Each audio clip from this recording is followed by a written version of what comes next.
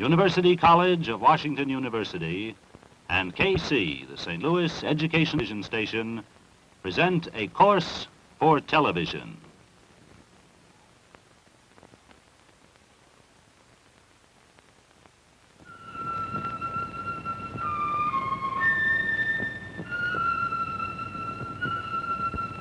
The Religions of Man, with Dr. Huston Smith, Associate Professor of Philosophy at Washington University.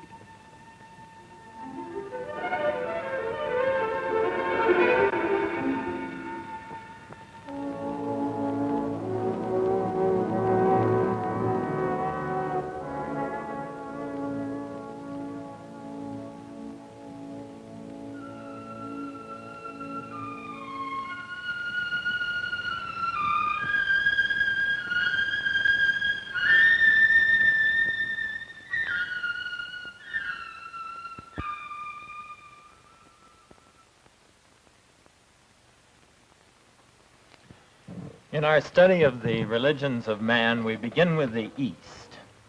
Why? Because that's where the religions began.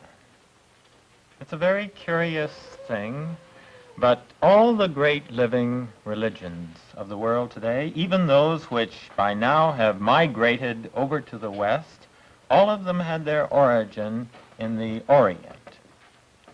Taoism and Confucianism began in China. Buddhism and Hinduism, of course, began in India. Islam began in Arabia. And even our own religions, Judaism and Christianity, began in Palestine, the Near East. So that's why in this course we begin with the East. The East is a long way off. I know, of course, that we can get there very easily now. We can get there very quickly. But it's still a long way. It really is a different world. I've lived there half my life, and I've seen some very strange things, some things which still continue to haunt me when I wake up in the middle of the night, some things which I still haven't been able to figure out quite how they add together, or how people would see these things in order to make sense of them. On top of all that, we've got some strange ideas ourselves about the East, and that doesn't help either. On the one hand, there are some people who still regard the East with a kind of contempt. They are the backward peoples of the world. They are almost still, at least only semi-civilized, in Kipling's phrase, clothed in a twisted rag in front and arf of that behind. Yes, there are plenty of people in the West who still regard the East with a kind of contempt. And then at the opposite extreme, there are Westerners who regard the East with a kind of stony gaze, of fascination and awe. These are the people who always see the East as somehow mysterious and strange and occult, fantastic, even fabulous.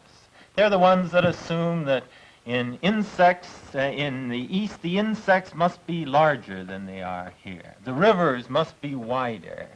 And when it rains in the East, it must really rain. That kind of person who can't look to the East without assuming some sort of exotic or fabulous quality. Well, we have a difficult job this evening, trying to pierce through some of these misconceptions and trying to understand that which, it's true, does have a kind of intrinsic difference from our own perspective. We're going to have to work a little in order to take this journey into the minds and spirits of a people who have been separated from us through the centuries by the distances of space. Let me give you just one example of the problem that the West has in in understanding the East. This is a kind of trivial example, and yet I think it may point to something that we have to face. The British, when they went into India, for example, when they went into India, they noticed that some of the things about the religious art, the architecture, the sculpture, and the literature itself seemed to them, from their point of view, as quite indecent, really obscene from their Victorian perspective.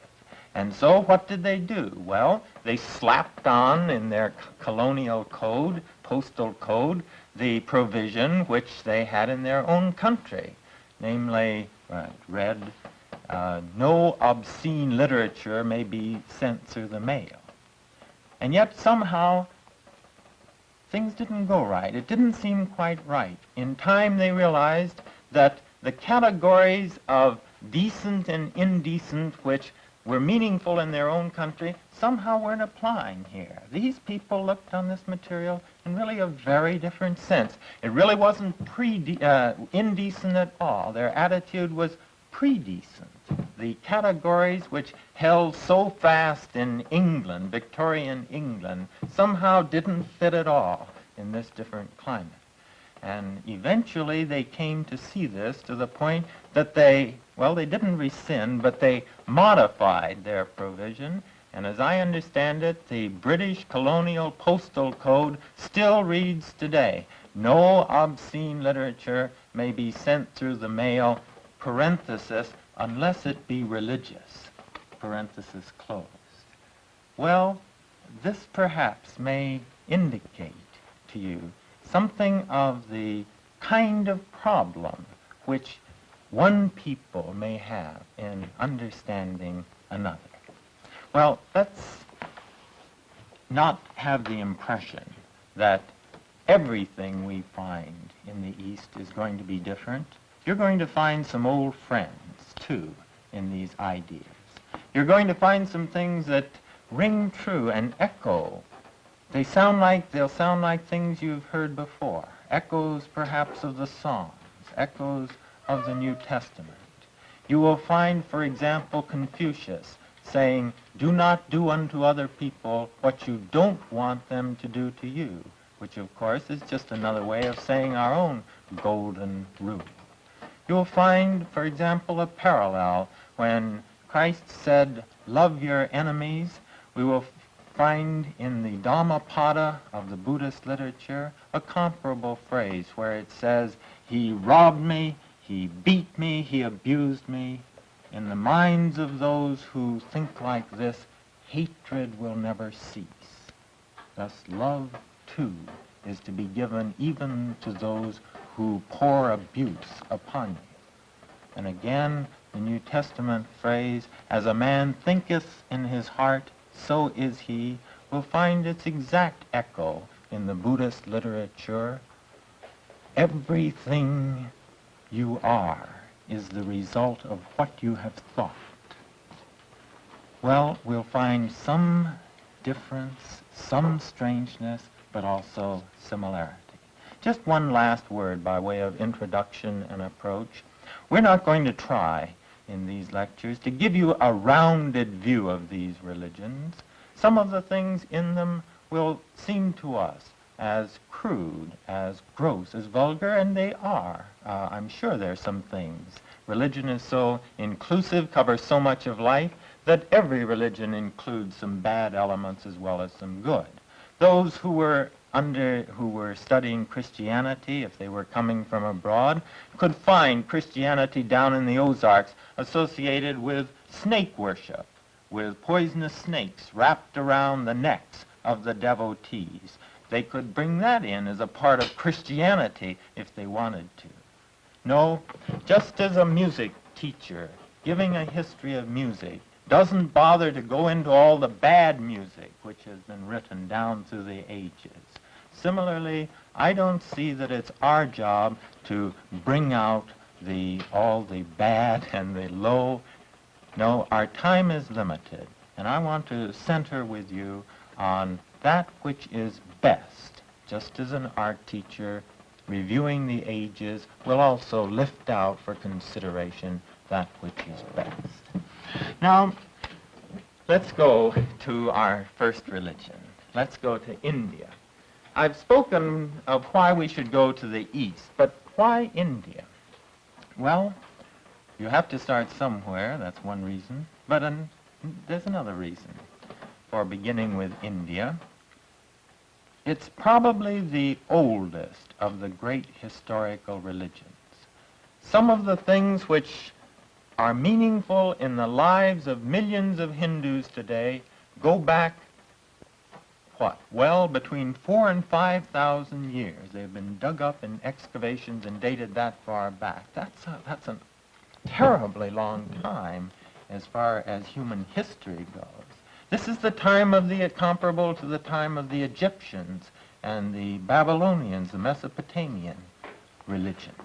Those too were mighty religions in their own day, but they've gone, leaving us nothing but the pyramids and a few other artifacts.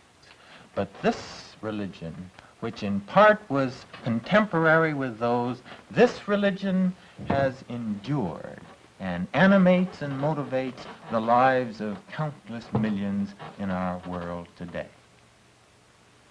Now, to begin, what does Hinduism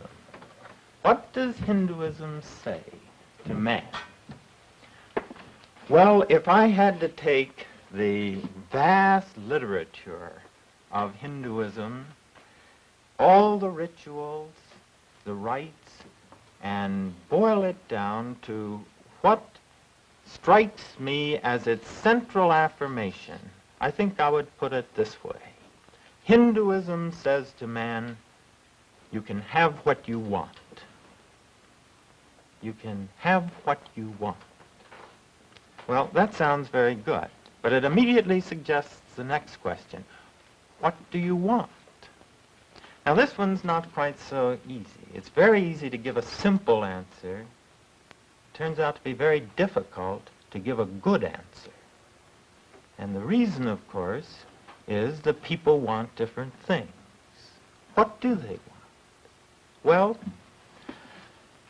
I suppose most people want four things. They want pleasure,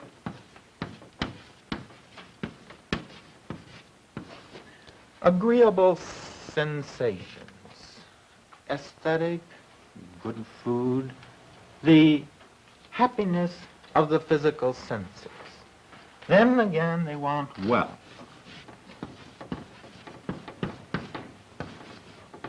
I heard someone say the other day, they said, happiness isn't everything. After all, it can't buy money, can it? Well, this indicates in a very telling way how important many people think wealth is. But there's something else. Fame. If only I were to be exalted above my fellow men, if only people were to admire me, to speak in hushed voices when I enter their circle with adulation, then the joys of life would come to me. Finally, there's a fourth thing, which dawns perhaps later than these other two. There are many men who want power.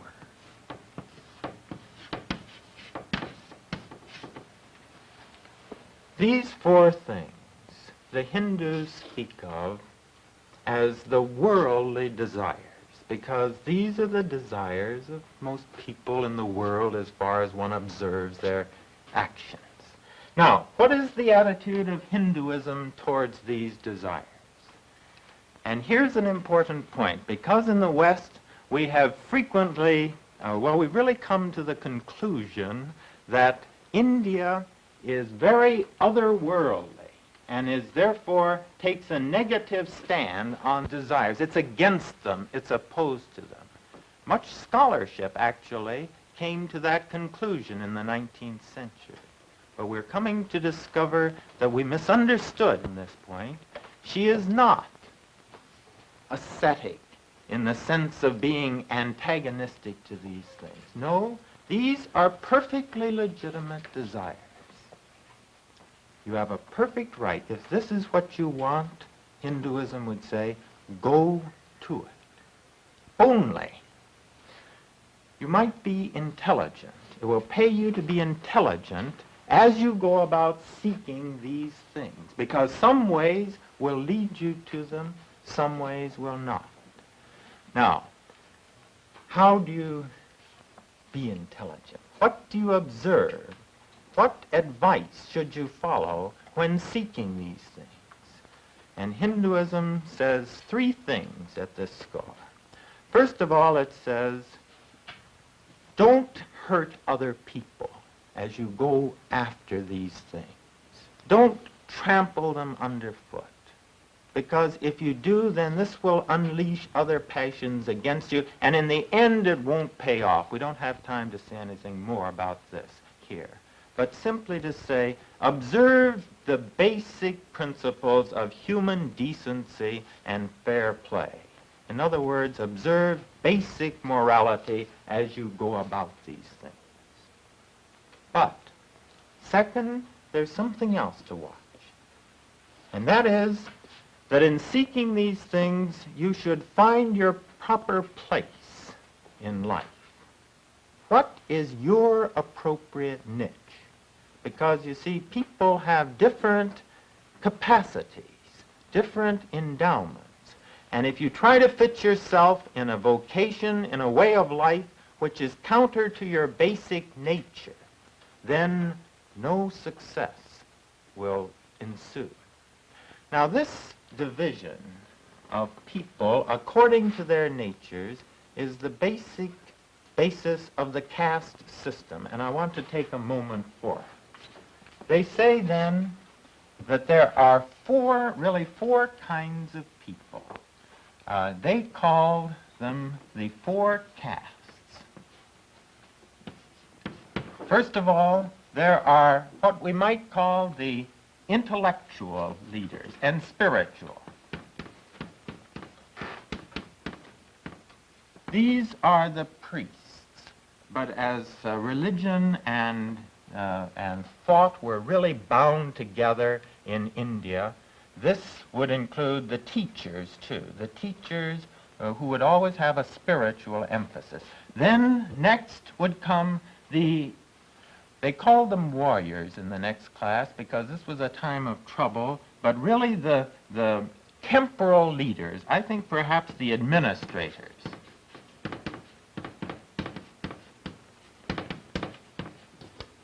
And then there were the artisans, or the merchants, those who were economically very productive, and finally there were the laborers.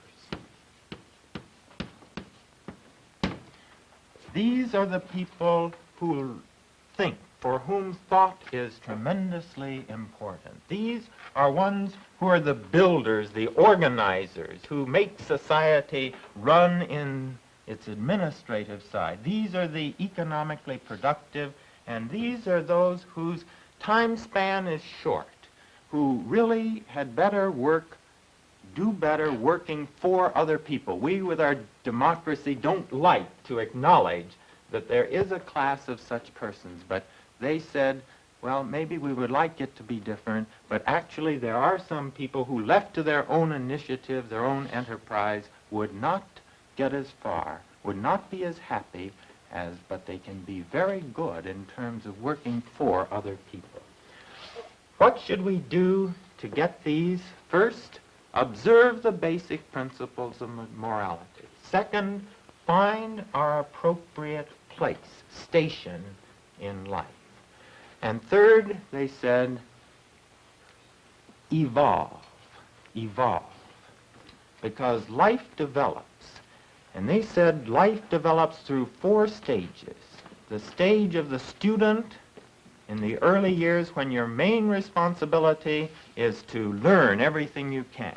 Second, there is the stage of the householder, when you should marry, have a family, take part in the civic life of the community. And then, however, when you get to be about 50, after you've given yourself to society in the vigor an imagination of your social life, there will come a time as the strength begins to ebb, the physical strength, when you really ought to pull out of this and let the junior executives take your place of responsibility in society while you go into retirement, the third stage, and begin your adult education. All these years you haven't had time to read, to think. But before you die, you ought to have that opportunity. So the third and fourth period becomes more contemplative, more turned inward. Let me just review then. These wants are the wants of the world. They're good rather than bad, basically. And if this is what you want, go after it. Only remember 3 points. Observe the principles of basic morality. Find your station in life, and don't be truncated in your development. Pass through a rounded stage of the life of the student, the life of the householder, and then in the last 2 periods, the life of contemplation, reflection, so that before you die, you can come to some understanding of what this was all about through the years anyway. Now, these are good things, but now we come to the really interesting question. Are they all that life has to offer? Well, we can see some reasons, they would say, for hoping at least, that this is not all that life can attain. There are 4 limitations which inhere in these things. Let's know what they are. First of all, sometimes they're unattainable. Maybe we want to make 1 million, maybe we're caught in adverse circumstances and we can't get what we want. Sometimes they're unattainable. There's another defect, though, limitation, and that is often when we find them, we get them. When we get them, we find that they don't bring the true satisfaction which we were expecting from them. This, in a way, seems to me almost the story of contemporary America. People giving their lives to getting things which, when they get them, don't bring the satisfaction which they had hoped. Ross Lockridge writes a book through years of poverty, and then when it is accepted and it becomes a bestseller, Raintree County, as he goes to receive the great award, after he has received it, then he commits suicide. He got what he wanted, but it didn't bring him the satisfaction he hoped. Then there is a third. There is a third limitation in these, and that is that if you, they would say, make these the main ambition of your life, then they become insatiable. Are they insatiable in their own right? No. No. In their proper place, they're not. It's not true to say a man can never be satisfied with the wealth he has, or the fame he has, or the power he has. But they will say that if this is the central concern of his life, then it will tend to be insatiable. Why? Because, and here I'm anticipating, this is not what man really wants. And men can never get enough of what they do not really want. And so, they would say, ultimately, if you build your life around these things, you'll never get enough of them. As they put it, it's like trying to quench a fire by pouring butterfat on it to try to quench our desire for these things in just going after them. Now, there's a final reason why these things do not satisfy, ultimately, and that is because they're fleeting. They must come to an end, and this we know very well, because you can't take these things with you. That's our way of putting it, but it is true. We all know sooner or later these come to an end. All right, now the question is, we see that these have their limitations, Is there anything more? And this, I suppose, is the big question behind all religions, and people line up on both sides of this question. Some of them will say, no, I wish it were true. Hemingway would say, I wish it were true, but it's not. Tolstoy would say, yes, it is true. But in any event, the Hindus will say, there will come a time when these things will lose their charm. They're like toys which satisfy people in certain stages of their development, but there comes a time when they will not satisfy the longings of the human heart. Now, when that time comes, one will say, as Huxley said on one occasion, there comes a time when one asks, even of Shakespeare, even of Beethoven, is this all? Now, in our closing moments, turn with me to this symbol. This is a symbol for Om, is what it's called. We're going to be saying more about this symbol as time goes on. Behind, in the background, is a solid color. It looks like black, but it's not really in the original. It's dark green. Black symbolizes nothingness. This, however, dark green, symbolizes utter being, complete being. The rays that go out here symbolize utter consciousness, not thinking about one or two things, but pure consciousness, undivided by objects. And this part in here, with its exuberant quality, indicates what is sometimes translated bliss, but better translated the absence of all frustration, all sense of futility. What is this? This is the Hindu view of God. God is that which is infinite, and nothing less will satisfy the spirit of man. He is infinite, and you can't really divide infinity, but we can put it this way. He is infinite in existence, pure being, not partial, limited being, but utter being. He is awareness, and he is utter joy beyond all sense of limitations, all frustrations, and all possible boredom. This, then, is God, which is the true goal of human life. Now, one last point. We've had to cover it very quickly, and next time we're going to have time to go into how this is achieved.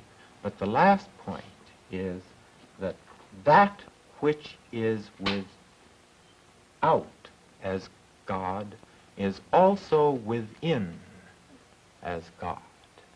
In other words, the utmost essence of the human spirit is divine. And so it is that the Upanishads put this point in their writings. That supreme self is not this, nothing material that you can point to. It is unseizable, for it cannot be seized. It is indestructible, for it cannot be destroyed. It is unattached, for it does not attach itself to anything. It is unbound. It does not tremble. It is not injured. The whole world has that as its soul. That thou art.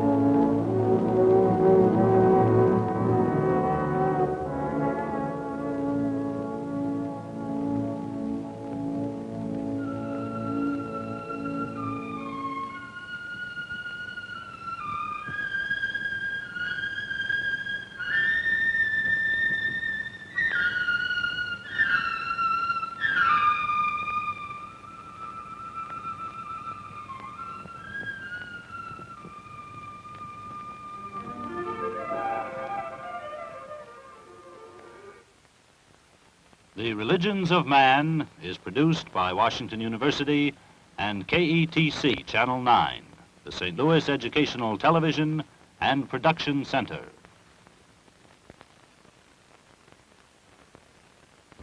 This is NET, National Educational Television.